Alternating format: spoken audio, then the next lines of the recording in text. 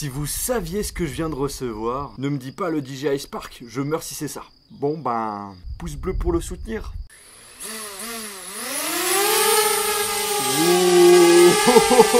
Salut les amis, c'est Jojol, j'espère que vous allez bien. Encore une fois, je vous propose une très belle exclusivité, car j'ai en ma possession le tout dernier drone de chez DJI, le DJI Spark. Un petit drone au grand public au prix de 599 €, donc bien moins cher que le Mavic Pro et le Phantom 4. Ce qui est cool, c'est qu'il sort dans 2 semaines et je le possède déjà. DJI l'a tout simplement envoyé à quelques personnes dans le monde, il y en a très peu, et normalement je suis le seul et le premier français à l'avoir avant sa sortie officielle. Et ça, c'est vraiment sympa de la part de DJI, donc merci à eux. Dans cette vidéo, je vous propose tout simplement de vous présenter les accessoires qu'on a avec ce drone, vous présenter ses caractéristiques, puis après on va le faire voler. Mon test du drone, ça sera en dehors de cette vidéo, elle sortira plus tard, donc si vous voulez pas la rater, si vous êtes toujours pas abonné à la chaîne YouTube, n'oubliez pas de vous abonner et d'appuyer sur la petite cloche pour être notifié lorsque la vidéo sera sortie. Ce qu'il faut savoir, super important, c'est qu'on m'a envoyé un prototype du drone. Je n'ai malheureusement pas la boîte officielle. Alors qu'est-ce qu'ils m'ont envoyé de beau? Du papier bulle, ça on s'en fout.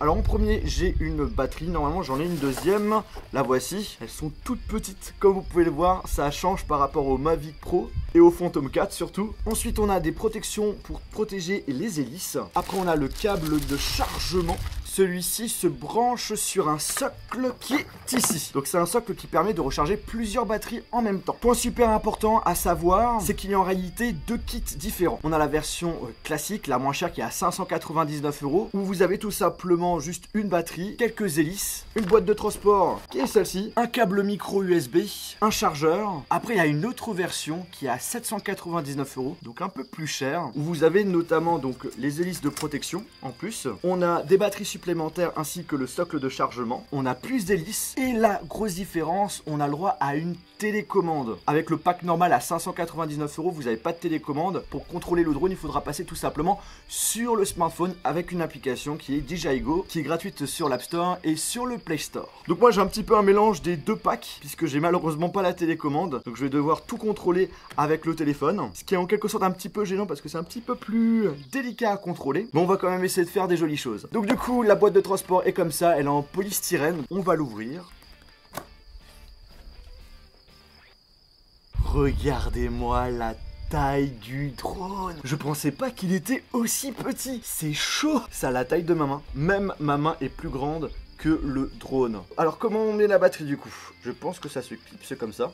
Puis ensuite nous devons mettre les hélices. Donc là j'ai 4 hélices qu'on m'a donné. Mon drone est tout simplement prêt pour décoller. Mais avant de vous le faire voler, je vous propose quand même de vous le présenter. Déjà au niveau du drone, on a 5 couleurs au choix. Là vous le voyez, il y a du jaune, mais il y a aussi du rouge, du vert, du bleu et du blanc. Je crois que c'est la première fois que DJI propose la possibilité de choisir des couleurs différentes avec leur drone. Et je trouve que c'est une bonne idée, surtout qu'ils veulent toucher le grand public, donc du coup il en faut pour tous les goûts. En ce qui concerne les caractéristiques, il est équipé d'un objectif 12 mégapixels avec stabilisateur. Il est capable de filmer en Full HD 30 fps et de faire des photos. Tout devant, on a un capteur qui lui permet de détecter les obstacles. La transmission vidéo se fait en 720p sur le téléphone avec l'application. Pour information, la transmission est de 2 km à condition que vous avez la télécommande. Si vous achetez le pack de base, la distance en prend un coup parce que là cette fois-ci en Wi-Fi on aura une distance de 100 mètres avec une hauteur de 50 mètres, ce qui est selon moi un petit peu dommage. Comme je vous l'ai montré, la batterie elle se clipse tout simplement à l'arrière de l'appareil et elle tient environ 16 minutes pour une vitesse moyenne de 20 km/h. Parlant de vitesse, ce petit drone peut atteindre 50 km/h en mode sport, ce qui est quand même assez surprenant pour un aussi petit drone. Puis ensuite, tout derrière le drone, vous avez la possibilité de brancher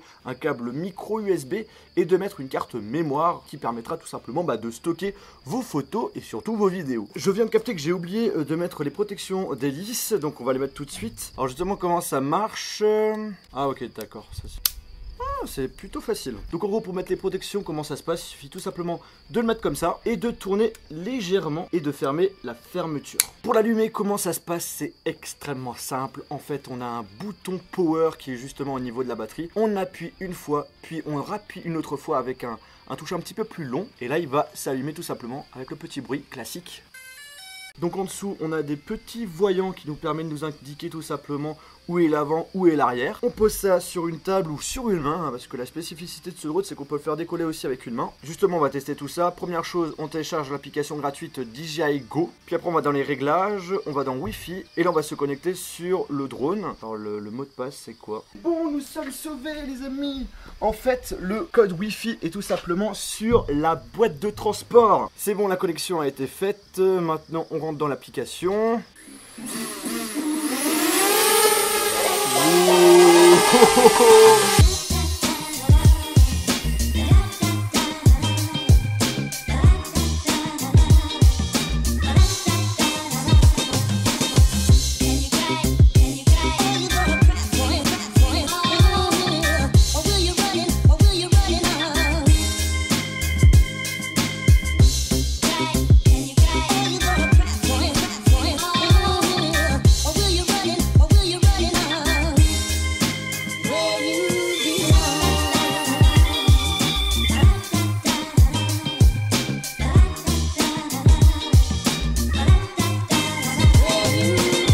Signal perdu.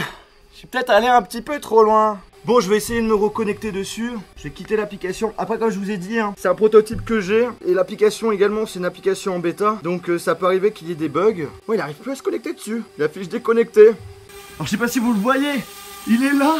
Et là il reste coincé sur le toit. C'est trop bizarre. C'est bon les amis, j'ai réussi à reprendre le contrôle du drone. Ah, il m'a fait peur le con.